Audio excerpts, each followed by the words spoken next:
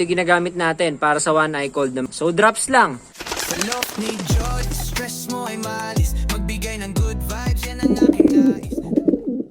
Yun, no? Good afternoon, guys. Welcome back dito sa Loft ni Jollies. So for today's video, guys, ay magbibigay tayo ng para sa one eye cold. Ito ginagamit natin para sa one eye cold ng mga ibon natin. So drops lang.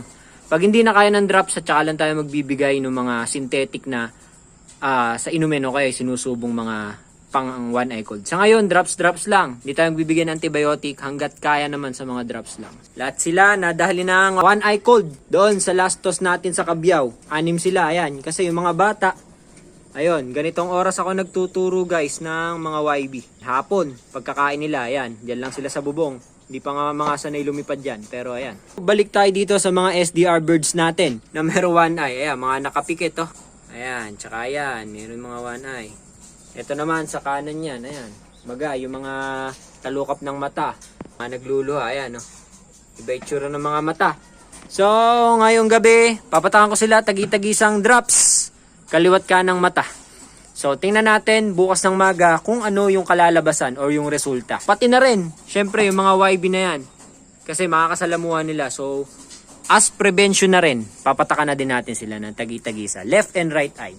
So, ayun. Balitaan ko kayo bukas sa kalalabasan. Itong ginagamit natin na baka sakaling magustuhan nyo rin yung resulta, pwede nyo rin itry. So, ayun guys. Nakapagpatak na tayo nitong drops para sa one eye cold. Sa observation natin, yung pinakamalala ay yung Basra, yung puti natin na ibon. So, yung left eye niya medyo pasarado na. So, tingnan natin bukas yung magiging epekto nitong binigay natin na gamot. So, halos lahat sila meron na, yung 6. Yung mga YB, medyo ramdam ko na din na paron na. So, tingnan na lang natin bukas ng umaga yung magiging itsura ng ating mga ibon.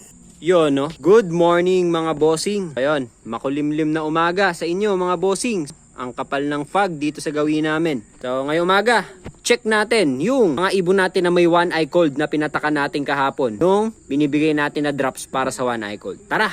Excited na rin ako makita kung ano yung naging resulta sa kanila. Ito na mga bossing. So ayan, observation natin kagabi.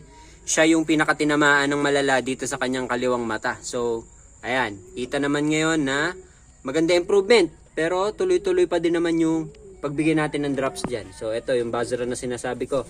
Kagabi, ayan, lumipad. Ayan, kagabi nakapikit yan. Halos hindi niya maidilat. So ayan, maganda naman yun yung improvement. So ibig sabihin, okay naman yung binibigay natin na drops. So ayan, binigyan din natin lahat yung kagabi.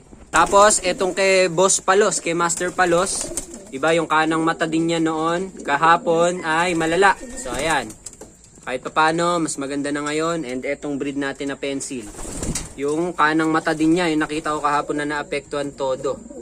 So ayan, maganda naman yung resulta ng ginagamit natin para sa one eye cold. So tuloy-tuloy lang natin yon, at least 3 days siguro. Pahinga din sila, wala silang low fly, kain lang muna sila at pahinga, recover muna.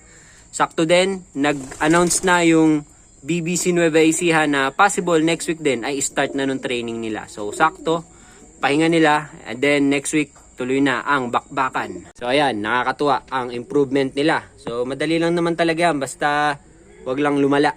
Madali lang naman din gamutin ang one eye cold. So eto, pinaka nakikita ko ngayon na naapektuhan ngayon, eto, nag-iba yung mata niya, para siyang iba yung mata niya ngayon. So kailangan niyang tutukan. So ayan, mamayang gabi na ulit ako magbigay ng drops. Pahinga muna sila ngayon. Bigay na muna ako ng pagkain sa kanila. So ayan na guys, kumakain na yung mga alaga natin. Wala silang ronda ngayong araw. Pahinga muna. And then, yung sa tubig pala, ang ginagawa ko pala pag may one eye cold, limited lang access nila. Pagkakain at nakainom na sila, nakita kong okay na, tatanggalin ko na, then mamayang hapon na ulit pagkakain. So ganun ginagawa ko pag may one eye cold lang.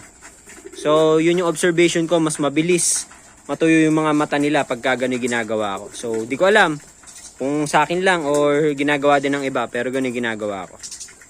So ayun, bukas update ko ulit kayo kung totally mawawala na yung mga nararamdaman nila sa mata. So yan na lang muna para sa video natin ngayon. Thank you so much.